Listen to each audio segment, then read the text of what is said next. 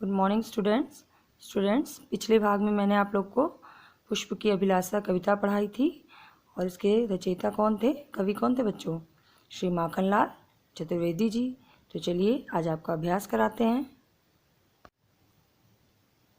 अभ्यास में देखिए पहले क्या है आपका शब्दार्थ में पहला शब्द क्या है? चाह का मतलब क्या होता है? इच्छा। सम्राट मतलब राजा। भाग्य मतलब किस्मत। पथ मतलब बच्चों रास्ता।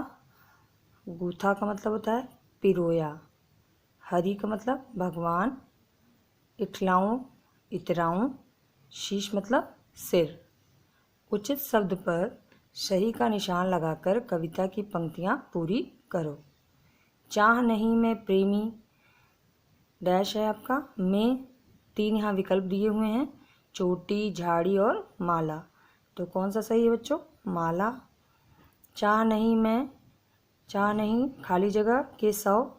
तो क्या है? 3 विकल्प में से सम्राटों के 100।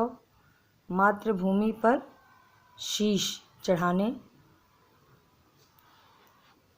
निम्नलिखित प्रश्नों के उत्तर दो।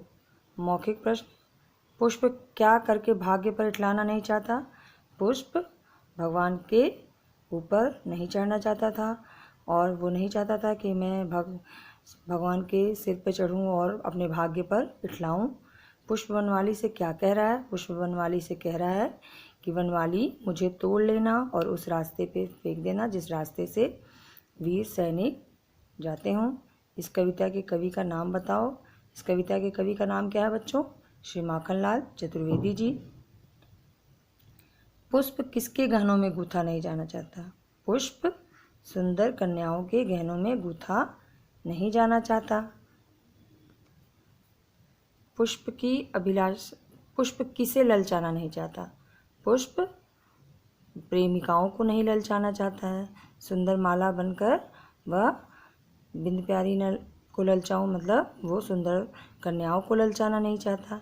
पुष्प की क्या अभिलाषा है? पुष्प की अभिलाषा है कि वो वीर सैनिकों के रास्ते में बिछाया जाए। वनमाली से वो अपनी इच्छा प्रकट करता है ना बच्चों।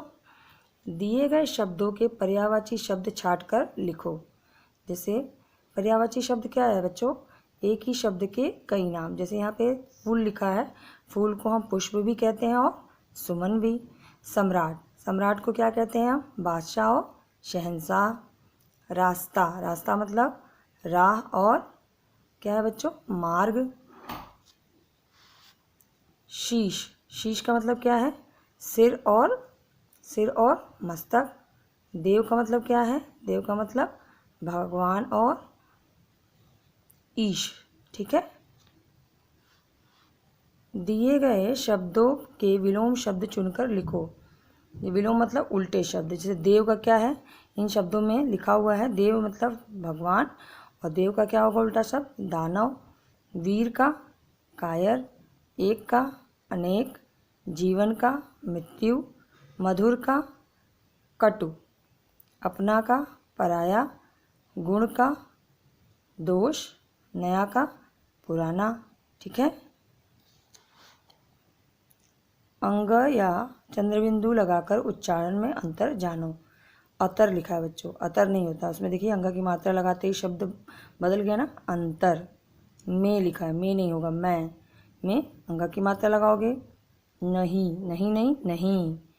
ह में भी अंग की मात्रा। जाऊं में चंद्रबिंदु। ललचाऊं भी लिखा है ना, यहाँ भी चंद्रबिंदु।